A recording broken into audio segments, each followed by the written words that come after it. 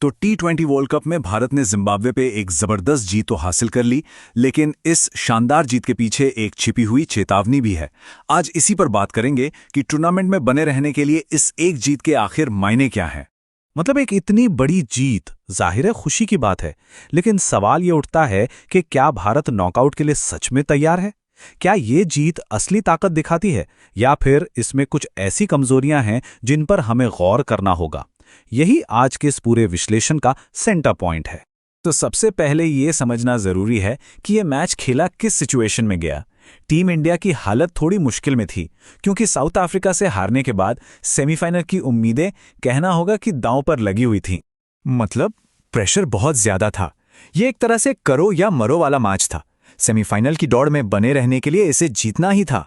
एक हार और टूर्नामेंट से बाहर का रास्ता लगभग तय हो जाता। और इतने प्रेशर का जवाब टीम इंडिया ने कैसे दिया? जाहिर है, अपने बल्ले से। एक ऐसा विस्फोटक प्रदर्शन जिसने सारे रिकॉर्ड तोड़ दिए। आइए देखते हैं कि आखिर हुआ क्या था। 256 पर 4 ये स्कोर अपने आप में कहानी कहता है। टी20 वर्ल्ड कप के इतिहास में ये भारत का अब तक का सबसे बड़ा स्कोर है। मतलब आप अंदाजा लगा सकते हैं कि बैटिंग में किस लेवल की आक्रामकता रही होगी।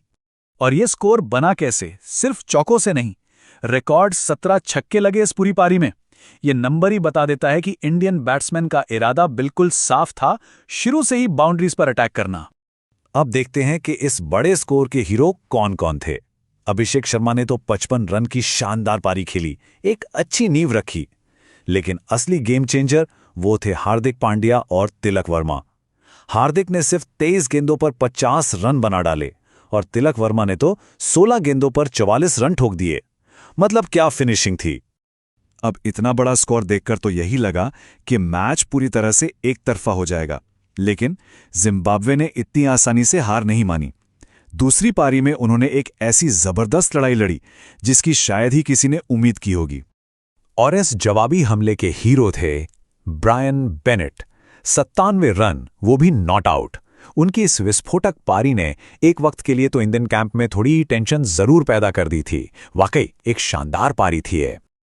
और यहीं से कहानी का वो हिस्सा शुरू होता है जिसे हम छिपी हुई चेतावनी कह रहे हैं। बैटिंग तो जबरदस्त थी, नो डाउट, लेकिन बॉलिंग, उसने कुछ बहुत ही गंभीर सवाल खड़े कर दिए। ये जो आंकड़े हैं ये पूरी कहानी बयां कर रहे हैं। एक तरफ अर्शदीप सिंह थे जिन्होंने 24 रन देकर 3 अहम विकेट लिए, कमाल की गेंदबाजी। लेकिन दूसरी तरफ शिवम दुबे को देखिए जिन्होंने अपने सिर्फ 1 ओवर में ही 26 रन दे दिए।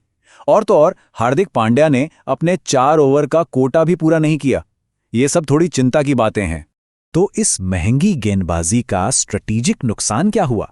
देखिए, भारत चाहता तो इस बड़ी जीत से अपना नेट रन रेट बहुत जबरदस्त कर सकता था, लेकिन वो जो कुछ महंगे ओवर्स गए ना, उसकी वजह से ये मौका हाथ से निकल गया और टूर्नामेंट में आगे जाकर ये चीज महंगी पड़ सकती है।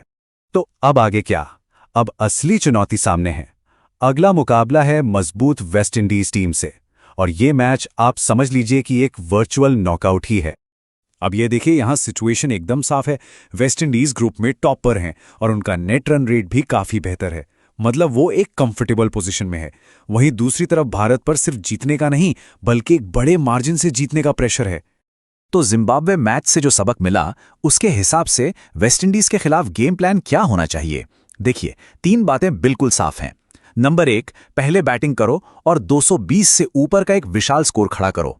नंबर 2, अपने मेन बॉलर्स जैसे बुमराह और हार्दिक से पूरे 4-4 ओवर करवाओ, कोई कोताही नहीं। और नंबर 3, कम से कम 30 रन के अंतर से जीतो, ताकि नेट रन रेट को एक अच्छा बूस्ट मिले। अब किसी भी एक्सपेरिमेंट की कोई गुंजाइश नहीं है। और आखिर में ये पूरा विश्लेषण हमें एक बड़े सवाल पर लाकर छोड़ देता है। भारत के पास बैटिंग में फायर पावर तो है, इसमें कोई शक नहीं, लेकिन सवाल यह है कि क्या उनके पास वो डिसिप्लिन है, वो अनुशासन है जो एक नॉकआउट मैच जीतने के लिए चाहिए होता है? इसका जवाब तो अब आने वाला वक्त ही देगा।